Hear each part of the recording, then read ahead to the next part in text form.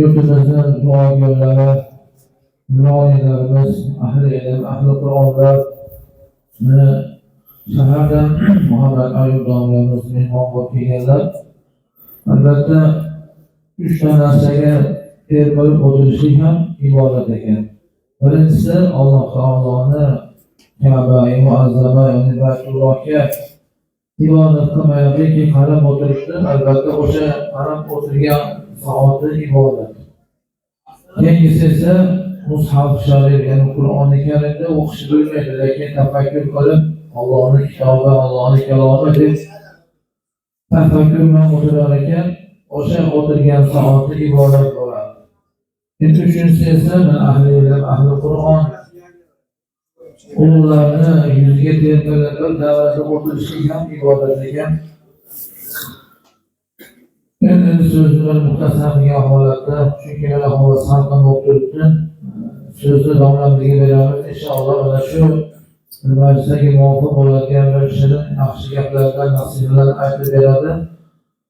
Xudo taolo bu domlamizga ilhom bersin. Sizlarga mana shu aytilgan mav'izat hasanalarga hayotingizni tatbiq qilishlikka Alloh o'zi haqiqiy tavfiq, hidoyat bersin. Marhamat.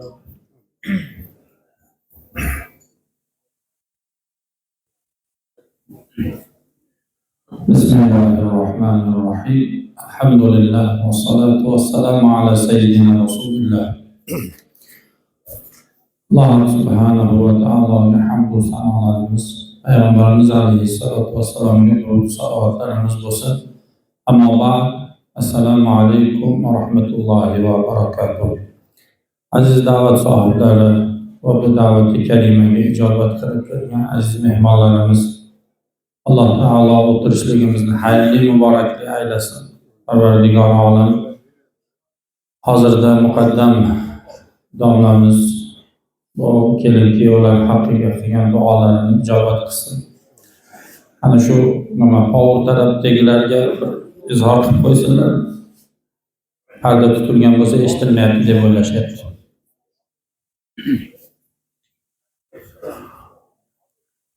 Muhtaram domlalarimiz hamdu sanoni boshlarkanlar. Yaratgan Robbimizga hamdu sanolar bo'lsin deb aytdilar. Alloh subhanahu va taolo insonlarga xitob qilishlikni boshlaganda mana shu yaratishlik uni egasi ekanligi bilan xitob qilishlikni boshlagan. Qur'oni Karimda Alloh taolo aytadiki: "Ya ayyuhan nas", ey insonlar. Juda ko'p Qur'on oyatlarida ey mu'minlar deb Alloh taolo mu'minlarga ham xitob qiladi. Kofirlar deb kofirlarga ham alohida xitob qiladi. Lekin ommatan xitobda ey insonlar deydi. Ya ayyuhan nas i'budulloha, Allohga ibodat qilinglar deb o'zini ibodatiga chaqirarkan, ana shu chaqiriqning orqasidan birinchi keltirgan sifati eslatmasi shu bo'ldiki, allazi xalaqakum. U shunday zotiki sizlarni yaratdi. Vallazina min qablikum. Va sizlardan oldingilarni ham yaratdi. La'allakum tattaqun. Shoyatki sizlar taqvodor bo'lsalaringiz. Ya'niki Alloh subhanahu va taolo bandasiga uni egasi ekanligini, yo'qdan bor qilganligini va mana shu yo'qdan bor qilishlik, egasi bo'lishlik, unga itoat qilishlikka va ibodat qilishlikka eng katta sabab ekanligini Alloh taolo bandaga eslatib xitob qilgan. Endiki sabab bo'lgan kishilarga itoat qilishlikka chaqirgan zot, ba'zida jamiyatni tepasida rahbar bo'lgan kishilarga itoat qilishlikka chaqirgan zot. Ya'niki Payg'ambar alayhissalatu vassalomning so'zlari bilan o'zinglardan bo'lgan ulul amrga itoat qilinglar, amr egasiga itoat qilinglar deydi. Yoki ota-onaga itoat qilinglar deydi. Va bu itoat, ota-onaga bo'lgan itoat, ularga yaxshilik qilishlik bitta ma'no, sababiyat uchun xolos. Ota-ona inson yaratmaydi. Hech qaysi ota-ona inson yaratmaydi. Sababchi bo'ladi xolos. Yaratuvchi Alloh.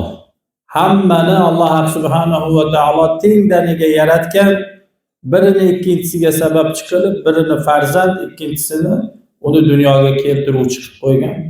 Va mana shu sababiyat sabablik ham Alloh taolo bandani boshqa bir bandaga yaxshi ma'ruf ishlarda itoat etishlikka buyurar ekan, va butun insoniyatni, uni otasini ham, bolasini ham, ayolini ham, erkagini ham xitobni ichiga shu kirgizib aytadiki: "Ya ayyuhan nas", ey insonlar, i'budulloha, Allohga ibodat qilinglar. Allazi xalaqakum, ey hozir eshitayotganlar, sizlarni yaratdi Alloh. Ey hozir eshitayotganlar, Alloh sizlarni yaratdi va sizlardan oldingilarni yaratdi. Bu xitob bizdan keyingilarga ham keladi. Mana shu joyda o'tirganlarimiz bir necha yillardan keyin o'tib ketamiz. Alloh aytadiki, bizdan keyingilarga mana shu Xolid bo'lgan kalomini aytadiki: "Ya ayyuhan nas", ey insonlar, i'budulloha, Allohga ibodat qilinglar deydi-da, ularni yaratganligini aytib, Alloh sizlarni yaratdi deydi-da, keyin bizga ishora qiladi. Biz o'tib ketganlarga ishora qiladiki, sizlardan oldingilarni ham yaratdi deydi. Va bizga hozir ishora qilib turganidek, sizlarni Alloh yaratdi. Sizlardan oldingilarni va ulardan oldingilarni va ulardan oldingilarni umr taqozosi bilan, ya'niki har 60 yil, 70 yilda yangilanishligi bilan biz takror qilyapmiz, lekin ommatan Alloh insonni yaratgandan beri o'tgan kishilarni hammasini yaratganligini xitob qilar ekan. Bu xitob bugun bizga bo'lib turibdi. ertaga bizdan keyingilarga bo'lganda biz tarixga aylanib qolamiz va ularga biz xabar bo'lib qolamiz. Biz muxotob bo'lmaymiz endi. Alloh bizga aytmaydi bu gapniki, sizlarni yaratdi demaydi endi Alloh. Alloh bizdan keyingilarga sizlarni yaratdi degan, biz esa ular uchun xabar bo'lib qolamiz. Ya'ni biz ham tarixga aylanamiz, aytadiki sizlardan oldingilarni yaratdi Alloh deydi. Biz aytadi, sizlardan oldingilarni yaratdi. Bugun muxotob bo'lib turibsiz ekan, bugun sizga xitob qilinib turibdi ekan, bu g'animat vaqt. Alloh subhanahu va taolo bu gapni, bu xitobni aytarkan, ey insonlar, Allohga ibodat qilinglar derkan, ibodatdan yolg'iz Allohgagina ibodat qilishlikdan bo'ladigan foydani aytadiki, la'allakum tattaqun, taqvodor kishilar bo'lsalaringiz deydi. Taqvoning ma'nosi o'zi aslida taqvo nima desa, taqvo saqlanish degani. Nimadan desa, azobdan, uqubatdan, qiyinchilikdan. Endi juda ko'p holatlarda azob va uqubat qayerda bo'ladi desa, ko'pchilik aytadiki, azob va uqubat bu oxiratda bo'ladi deydi. Ya'ni Alloh taolo taqvoga chaqirgan paytda, saqlanishga chaqirgan paytda hamma tushunadiki, do'zaxdan saqlaninglar deyapti, xolos deydi. Lekin Alloh subhanahu va taolo o'ziga ibodat qilishlikka chaqirar ekan, o'zigagina bo'lgan ibodat uni ham oxiratdagi azobdan, ham dunyodagi qiyinchiliklardan saqlashligiga bu oyat karimada xitob qiladiki, hey insonlar, bir-biringizni rob qilmang, bir-biringizga ibodat qilmang. Na ota bolaga, na bola otaga, na er xotinga, na xotin erga, na inson insonga, na hokim mahkumga, na mahkum hokimga ibodat qilmasin.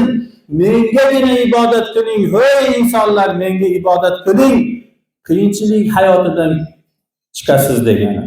Dunyo hayotida ham azob topmaysiz degani. Shuning uchun biz juda ko'p joylarda aytdikki, omir va nohi, buyuruvchi va qaytaruvchi yolg'iz Alloh xolos. Allohdan boshqa biron bir kishi boshqa bir kishiga otalik sifati bilan farzandga, erlik sifati bilan xotinga, xotinlik sifati bilan bolasiga, onalik sifati bilan bolasiga ham buyruq qiluvchi emas. Hech kim hech kimga buyruq qila olmaydi. Shuning uchun ham Alloh taolo "I'budulloha", Allohgagina qulchilik qiling, unigina buyrug'iga itoat qiling derkan, agar farzandiga buyruq qilayotgan ota o'zim buyuryapman desa gunohkor bo'ladi. Alloh buyurdiki, seni menga yaxshilik qilishlikka buyurdi demaguncha. Alloh seni menga yaxshilik qilishlikka buyurdi demaguncha gunohkor bo'ladi. Farzandini o'zidan o'zi xohlagan narsasiga buyurishlikka haqqi yo'q. Chunki "I'budulloha" dedi. Allohga ibodat qilinglar dedi. U sizlarni yaratdi dedi. O'zini xotiniga buyruq qilarkan aytmasi kerakki, men buyuryapman degan odam gunohkor bo'ladi. Chunki omir va nohi Alloh taolo, buyuruvchi va qaytaruvchi Alloh. Xotiniga aytmaguncha gunohkorki, xotin erga itoat qilishlikni senga Alloh buyurdi demaguncha gunohkor. Mana shunchalik narsaga Alloh subhanahu va taolo insonni chaqirdi. Va insonning hukmidan insonni hech qachon rozi bo'ladigan bo'lmaydi. Na xotin erning hukmidan rozi bo'ladi, na farzand otaning hukmidan rozi bo'ladi agar mujarrad u o'zi buyruq qilayotgan bo'lsa. Illo buyruqni Alloh qilayotganligi uchungina itoat qiladi xolos. Va bu insoniy jamiyatda bugun o'zini isbotini topgan narsa. Insoniy jamiyatlar Allohga ibodat qilishlikni qo'ygan, uni tanimagan jamiyatlarda ota bilan bolaning o'rtasidagi munosabatlar u yoshlik chog'larini o'tkazgandan keyin ota-onasini tashlab ketishlik bilan nihoyasiga yetadi. Er-xotinning o'rtasidagi munosabatlar teng huquqlimiz. Sen ham bundaysan, men ham bundayman. Va hokazo bir qancha da'volar bilan na ayol na erkak o'zining o'rnida turadi, ajrashishlikka yetadi. Shuning uchun Alloh subhanahu va taolo bizni yaratgan ekanligi bilan bizga xitob qilar ekan, Allohga ibodat qilinglar. Ya'niki ota otaligida Allohga ibodat qilsin, qulchilik qilsin. Farzandiga rahm shafqat qilishlik bilan farzandligida Allohga itoat qilsin, ota-onasiga yaxshilik qilishlik bilan, xotinligida, ayolligida Allohga ibodat qilsin va qulchilik qilsin. U o'sha bir erkakka juft halollik bilan o'zining ayoliga Allohga nisbatan ibodat qilib, ayoliga yaxshilik qilishligi Alloh taoloning buyrug'i ekanligi bilan Allohga qulchilik qilsin. Mana shunday bo'ladigan bo'lsa nima bo'ladi desa, mana shunday bo'ladigan bo'lsa, keyin dunyo oxiratdagi qiyinchiliklardan qutulasiz. Juda ko'pchilik o'ylaydiki, dunyo oxiratda obod qiladi deydi. Mana shu dunyo oxiratda obod qiladi deydi. Yana qaytaramiz, mana shu dunyo oxiratda obod qiladi deydi. Yo'q, unday emas. Aslida oxirat dunyoni obod qiladi. Oxirat dunyoni obod qiladi. Ya'niki biz hali yashamaganimiz, hali va'da qilinganimiz o'sha uqubat, azobdir yoki jannatdir dunyoni obod qilayotgan narsa.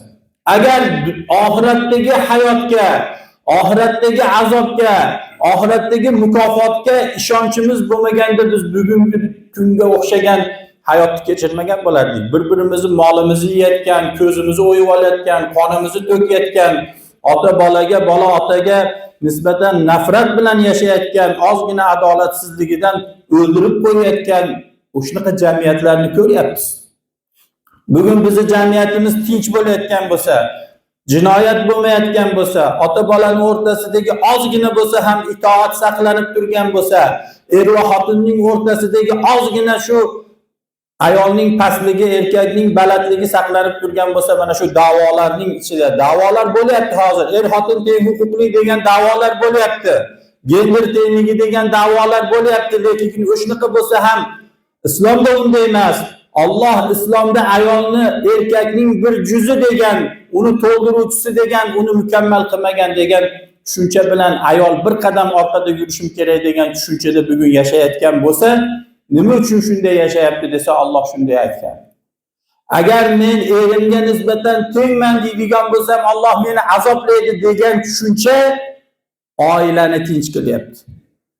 Eriga nisbatan ko'zim bilan tik qarasam, payg'ambar alayhissalatu vassalom eriga nushuz qilgan ayollar jahannamga kiradi va xolid qoladi degan tushuncha oilani saqlab turibdi. Otaga nisbatan ko'zimni tik qilsam oq bo'laman, jannatda hidamayman degan tushuncha bolani otaga nisbatan itoatda saqlab turibdi.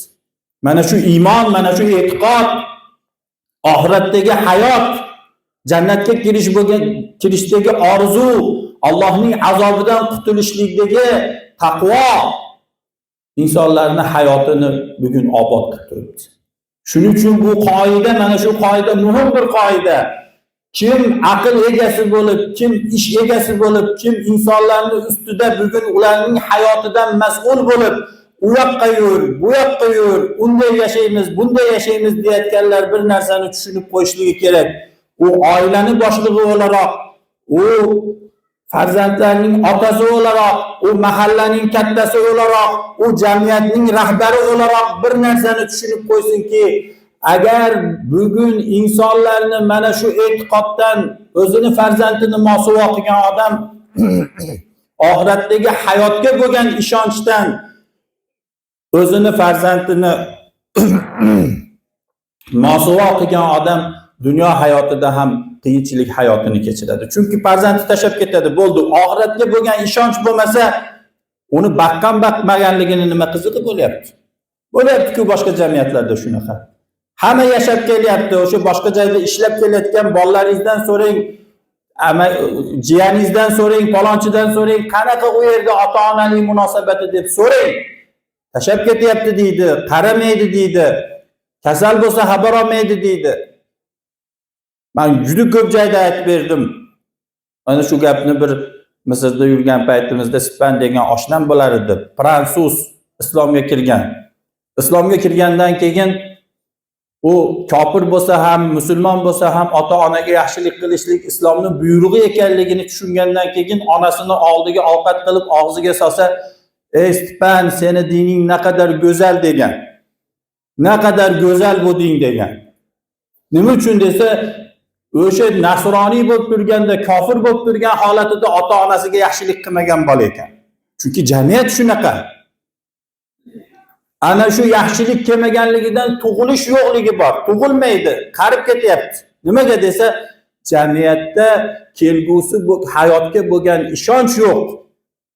Oxirat yo'q, oxirat yo'q bo'lgandan keyin dunyo obod emas. Shuning uchun Alloh subhanahu va taolo bot-bot ta'kidlaydiki, ey insonlar, sizlarni yaratgan Allohga ibodat qilinglar, qulchilik qilinglar. Sizlardan oldingi zotlarni yaratgan Robbingizga qulchilik qilinglar deydi. Shuning uchun azizlar, shu ariqqa o'zingizni tashlab qo'yib ketayotgan bo'lsangiz xatodasiz. Mana shu dinni, mana shu islomni, mana shu iymonni saqlarkansiz, ham dunyoyingizni obod qilasiz.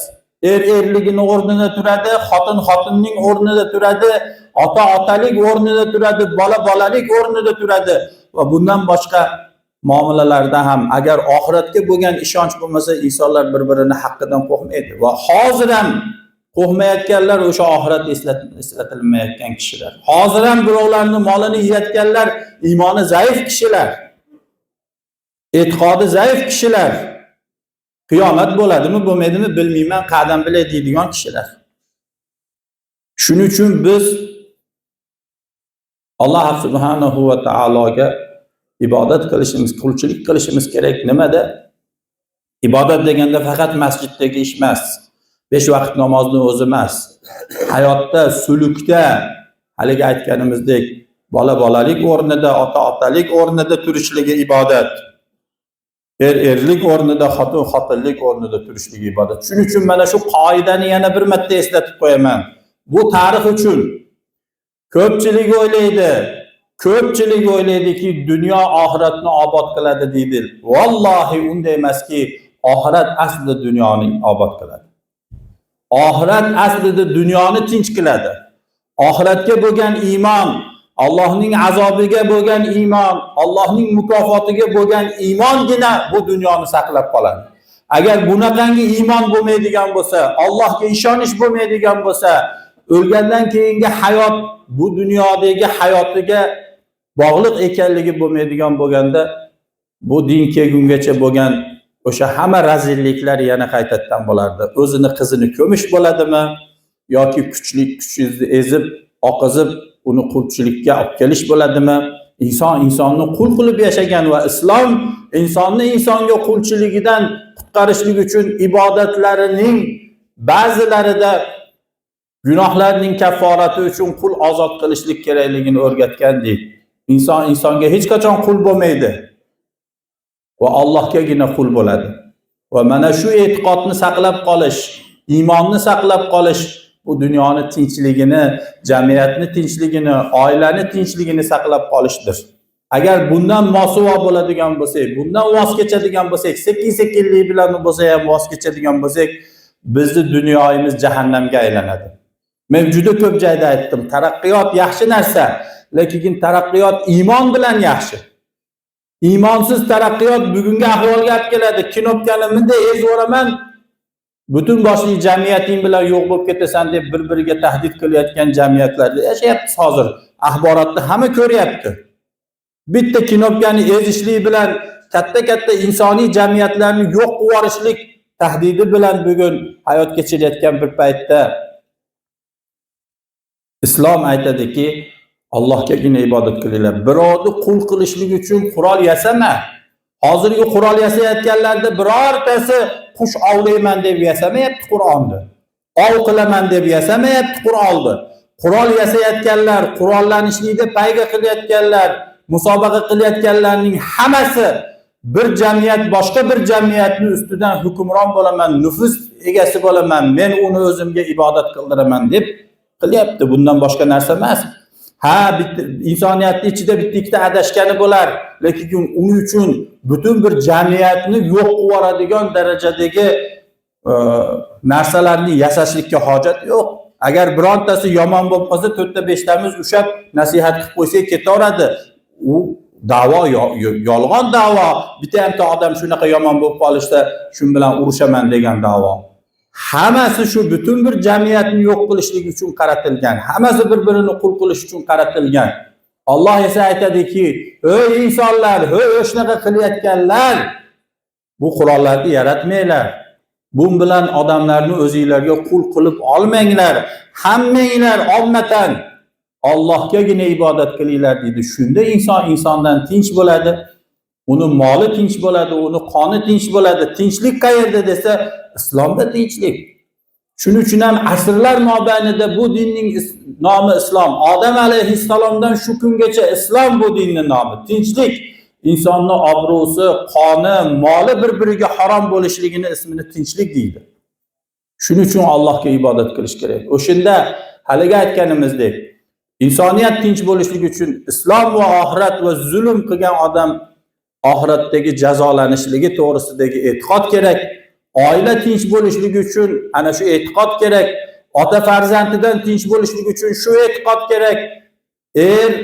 Xotini o'rtasidagi muomalalar durust bo'lib, oilalar tinch bo'lishligi uchun mana shu e'tiqod kerak. Demak, oxirat dunyoni obod qiladi, dunyo oxiratda emas. Va mana shu iymon insonlarni qutqaradi, bir-biridan qutqaradi va Allohning azobidan qutqaradi. Endi o'sha hamd va sanoga qaytib qo'yamizki, muhtaram domlalarimiz hamd va sano aytayotganlarida aytdilarki, Allohga hamd va sano bo'lsin shunday zotiki bizlarni yaratdi dedi. Ana shu yaratgan Robbimizga qulchilik qilishligimizni Alloh hammamizga nasib etsin va bizdan keyingi zurriyotlarni mana shu islom bilan oilasi tinch bo'lishligini, ota-onalar farzandidan tinch bo'lishligini, jamiyat bir-biridan tinch bo'lishligini, insoniyat bir-biridan tinch bo'lishligini Alloh o'zi nasib etgan bo'lsin. Yetkazilgan xatmi Qur'on bor. Birgalikda o'qib, keyin duo qilamiz inshaalloh.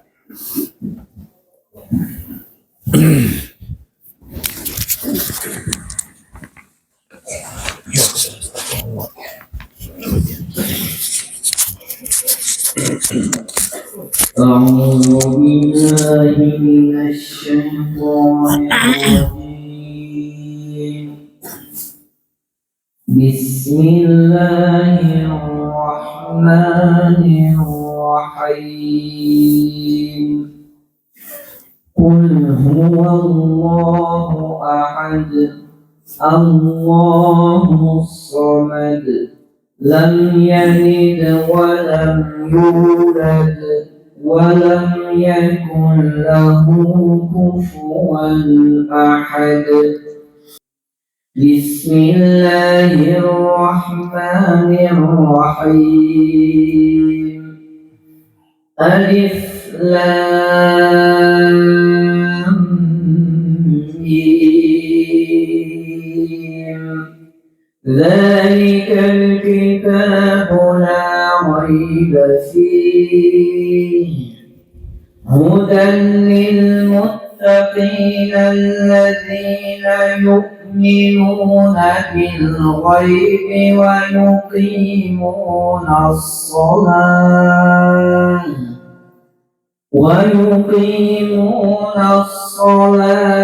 ومما رزقناهم ينفقون. والذين يؤمنون بما أنزل إليك وما أنزل من قبلك وبالآخرة هم يوقنون. أولئك على هدى من ربهم وأولئك هم المفلحون. سبحان ربك رب العزة عما يصفون وسلام على المرسلين والحمد لله رب العالمين. بسم الله الرحمن الرحيم. الحمد لله الذي أطعمنا وسقانا وجعلنا من المسلمين. Allah Teala'nın verdiği bazı nimetlerini yedik. Allah'a hamdü sanalarımız olsun. Diğer içen taamlarımızı cennet nevelerine kıyıp, buradan çıkan hasılan ödeye taat, ibadet taşımaya sanayasın. Feryali, sahibana, ne tür, nakli, bu sahibana bağlar değillerdir. Bu onalar var iken, hem ata hükmüde, hem ana hükmüde. Allah Teala bu hoca ayağını ömrü uzak olsun, rızkı uzak olsun, tercanı sağ olsun.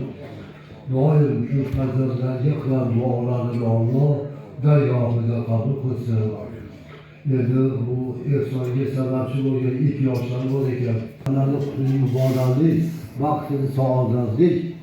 Serperden, serperler, boşuna Allah'dan sevdiğimizden, kaynatalerde, hizmetlerde bedava turşuya Allah'ın müyesser eyler. Bunların nikahlarını müstahkem nikahlardan boşuna Allah'dan sevdiğimizden eylesin. Bizi kelatı meşgullerden biri şu bu hizmetlerine Allah Teala iki dünya rahatı, iki dünya rahmetiye müyesser eylesin. Bu ege çakırıklarla bedep çeken aziz mehmanlardı. Kadamlarına hasanat, ömürlerimizi ziyade kılsın. Allahümme aksin akıbetena fil umuri külliha ve adrina mihazir dünya ve azabil ahiret. Bu duamlarımızın duaları ağzını dağılı en şeriyetlerimizge muvaffak meseleye yapılıyor. Şu meseleden bize çekte paket ediyordu. Güzel olur yandı. Bu halidanların ömrü uzak olsun, rızkı uzak olsun, temizcanı sağ olsun, ilimlerini ziyade aksın. O da şimdiden Allah pənah versin. Yani ötken ata-analar vardır. Ötkenlerini Allah'a rahmet kılsın, tebelerini uluk kılsın Perverdigarı. Ala hayra halkihi Muhammedin ve alihi ve ashabihi. Rahmetike ya Rahman. Bereket.